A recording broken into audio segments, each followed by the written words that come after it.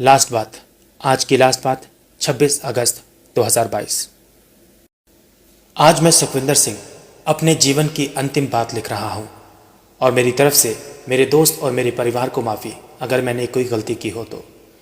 ये मुझे मजबूरी में कदम उठाना पड़ रहा है और इसके पीछे सबसे ज़्यादा सिर्फ दो बंदों का हाथ है। एक नाम बालकिशन ठाकुर और दूसरा कवि नरूला, साईं होंडा यमुनानगर का मालिक। ये दोनों मुझसे ज़बरदस्ती 10 लाख रुपए मांग रहे हैं और अगर ना दूँ तो मेरे को और मेरी फैमिली को नुकसान पहुंचा देंगे। मैं गरीब परिवार से संबंध रखता हूं और बालकिशन इसका नाजायज़ फ़ायदा उठाकर मुझे हर रोज़ नौकरी से निकालने की धमकी देता है। जो भी मेरे मित्र और संबंधी हैं, आपसे निवेदन है कि हो सके तो इनके खिलाफ उचित कार्रवाई की जाए। इन दोषियों के सीनियरों से निवेदन है कि आप इस तरह का स्टाफ ना रखें जो अपने पर्सनल फ़ायदे के लिए अपने सभी स्टाफ मेंबरों को परेशान करते हैं। मुझे पता है कि ये मामला ऐसे ही दब जाएगा, इसके ऊपर कोई कार्रवाई नहीं होगी क्योंकि पैसे के पीछे सब दब जाता है। मैं अपने परिवार वालों से एक ही बात करता हूँ कि आप अपने जीवन को मेरे कारण ख़राब ना करें क्योंकि मेरी स्थिति इन दोनों आदमियों ने ख़राब कर दी है।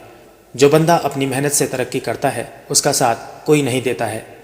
और अंतिम मैसेज मेरे सभी नज़दीकी परिवार को, जो भी मेरा और मेरे घर में माता पिता का है उस पर मेरे दोनों भांजों का बराबर का हक है, चाहे वो मेरे पिताजी की ज़मीन हो और मेरी पत्नी के खातों में पैसे हैं। मेरे दोनों भांजे मोहित और कर्णदीप को बराबर बराबर बांट दिए जाएं।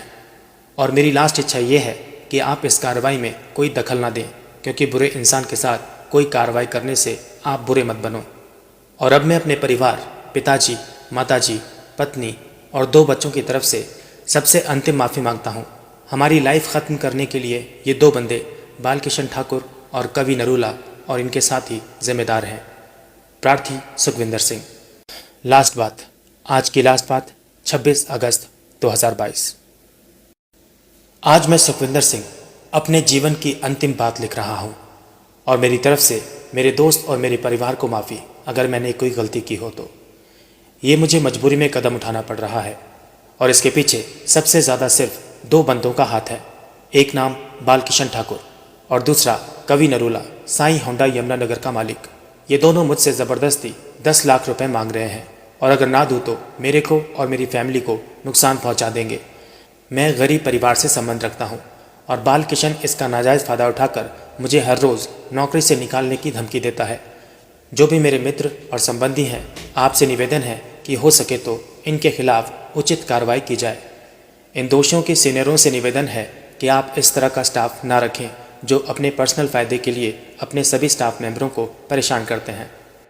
मुझे पता है कि ये मामला ऐसे ही दब जाएगा, इसके ऊपर कोई कार्रवाई नहीं होगी क्योंकि पैसे के पीछे सब दब जाता है। मैं अपने परिवार वालों से एक ही बात करता हूँ कि आप अपने जीवन को मेरे कारण ख़राब ना करें क्योंकि मेरी स्थिति इन दोनों आदमियों ने ख़राब कर दी है। जो बंदा अपनी मेहनत से तरक्की करता है उसका साथ कोई नहीं देता है। और अंतिम मैसेज मेरे सभी नज़दीकी परिवार को, जो भी मेरा और मेरे घर में माता पिता का है उस पर मेरे दोनों भांजों का बराबर का हक है, चाहे वो मेरे पिताजी की ज़मीन हो और मेरी पत्नी के खातों में पैसे हैं। मेरे दोनों भांजे मोहित और कर्णदीप को बराबर बराबर बांट दिए जाएं। और मेरी लास्ट इच्छा ये है कि आप इस कार्रवाई में कोई दखल ना दें क्योंकि बुरे इंसान के साथ कोई कार्रवाई करने से आप बुरे मत बनो। और अब मैं अपने परिवार, पिताजी, माताजी, पत्नी और 2 बच्चों की तरफ से सबसे अंतिम माफ़ी मांगता हूँ। हमारी लाइफ ख़त्म करने के लिए ये 2 बंदे बालकिशन ठाकुर और कवि नरूला और इनके साथी जिम्मेदार हैं। प्रार्थी सुखविंदर सिंह।